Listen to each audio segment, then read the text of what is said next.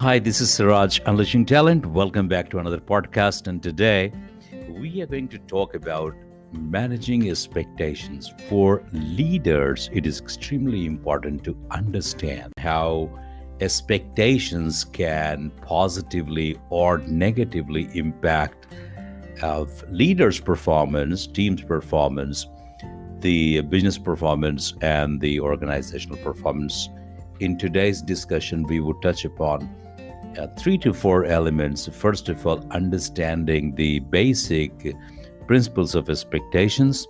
We would also talk about how great leaders balance between the negative expectations and positive expectations for optimal performance.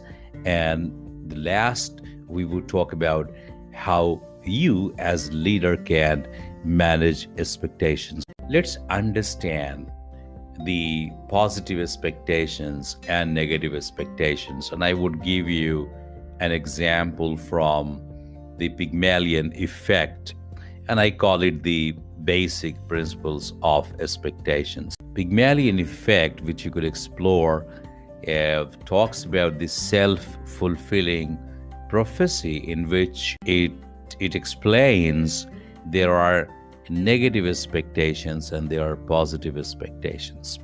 Now, as per the Pygmalion effect, the research was done on school students, where it was found that the teachers who had natural inclination towards the bright students had positive expectations from them, and as a result of that, they paid more attention. The other side of the coin is there are some where the teacher felt that they would never be able to come up to the expectation of the teacher, and teacher develops kind of negative. And as a result, it had an impact on the teacher's behavior. Now, leadership and Pygmalion effect, I think they are very closely linked. For some people, you have fair understanding that they are likely to perform better. You never know, maybe because you like them and you have certain preferences or certain biases, and you like them, and henceforth you spend more time on them and you coach them,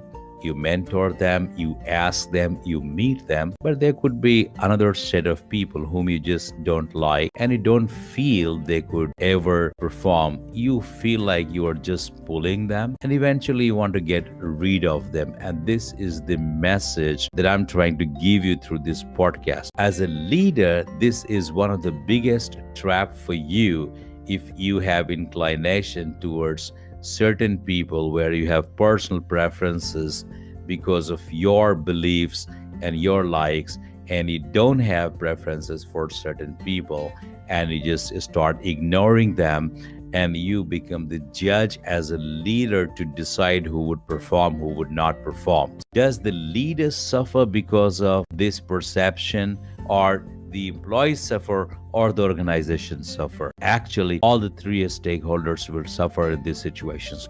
The leader is biased. Leader is not able to looking at the basic principles of unleashing the talent. Leader does not believe that everyone has the inherent talent and potential, and everyone can come up to the expectations. And that's the key element that I'm trying to explain. If you look at the overall loss to the organization, it can have devastating impact on the organizational revenue, on the organizational profitability, and the overall organizational performance, organizational culture, on the engagement. And leaders, unfortunately, will keep thinking that they have done the best thing, and if they are able to bring 20-30% profit to the organization, they would further feel that their decision was absolutely correct. But remember, that's not the right thing. You could have actually doubled your performance, your organizational performance, by not being biased. Imagine 30% of the leaders having negative expectations, and 30% of the employees are getting affected because of that.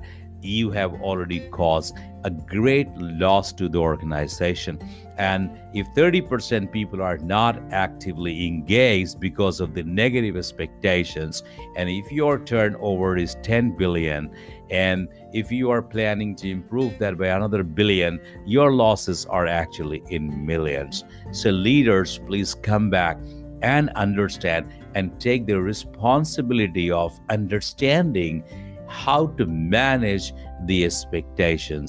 As leaders, it is your responsibility to balance between the negative expectations and positive expectations, and that is extremely important for unleashing talent for optimal performance.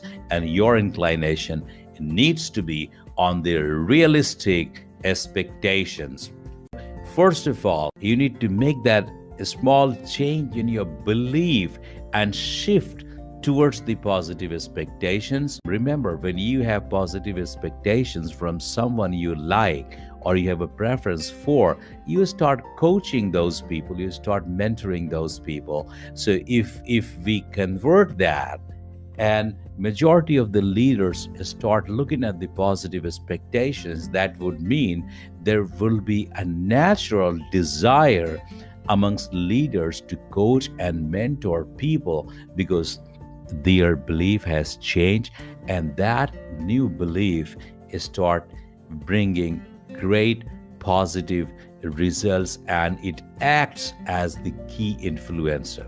Now, how do you manage expectations? Number one, as a leader, start believing in the power of expectations and the result of positive expectations. Number two, set realistic and very clear goals and ensure that those goals are aligned with the organizational goals. Number three, it is extremely important for leaders to focus on goals and performance on those goals rather than people. If you focus on people, you're likely to be biased and start having negative expectations. You would not do justice to yourself, you would not do justice to your people, your team, and you would definitely not do justice to your organization.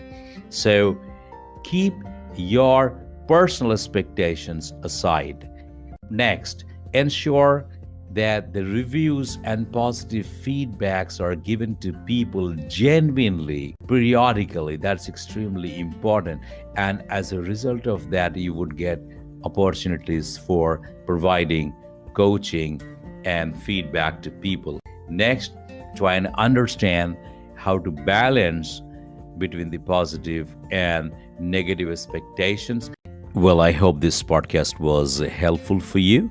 So next time, when you have people working for you, have positive expectations from them and help them unleash their talent and potential for optimal performance. Thanks for your time. Truly appreciate it.